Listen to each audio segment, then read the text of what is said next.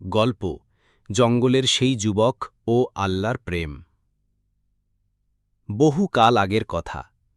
বিখ্যাত সুফি সাধক হজরত জুন্নুন মিসরি রাহিমাহুল্লাহ একদা এক গভীর নির্জন জঙ্গলের মধ্য দিয়ে যাচ্ছিলেন।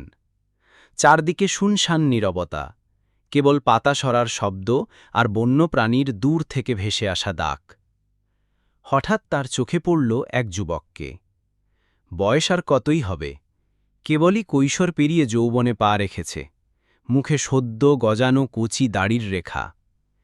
কিন্তু জুন্নুন মিসরিকে দেখা মাত্রই ছেলেটির সারা শরীর ভয়ে কেঁপে উঠল, মুখটা ফ্যাকাশে হলুদ হয়ে গেল।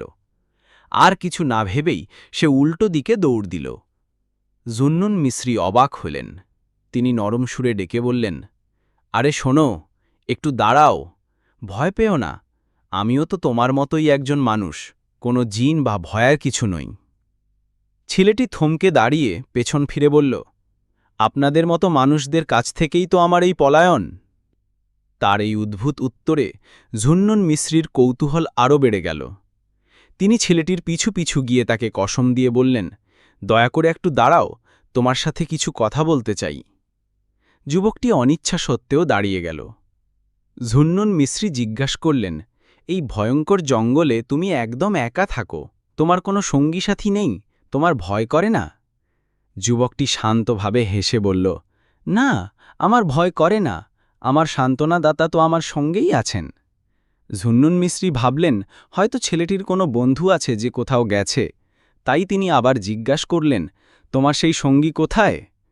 যুবকটি আকাশের দিকে তাকিয়ে বলল, তিনি তো সবসময় আমার সাথেই থাকেন, আমার ডানে বামে সামনে পেছনে সবখানেই তো তিনি।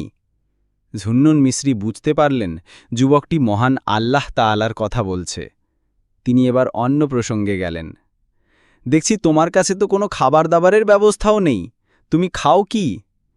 যুবকটি দৃঢ় বিশ্বাসের সাথে উত্তর দিল, যিনি আমাকে আমার মায়ের গর্ভে খাবার দিয়েছেন, তিনিই তো আমার এই বয়সেও রিজিকের দায়িত্ব নিয়ে রেখেছেন।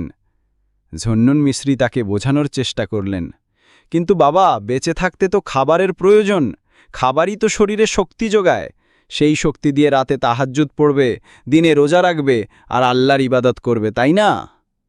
তিনি খাবারের প্রয়োজনীয়তা নিয়ে আরও অনেক কথা বললেন। তার এত কথা শুনে যুবকটি আর কোনো জবাব দিল না, তার চোখ দুটো ছলছল করে উঠল। সে তখন একমনে কয়েকটি কবিতার পংক্তি আবৃত্তি করতে শুরু করল, আর বলতে বলতে পেছনের দিকে মিলিয়ে যেতে লাগল। সেই কবিতার মূল ভাব ছিল, আল্লাহর প্রেমিকের জন্য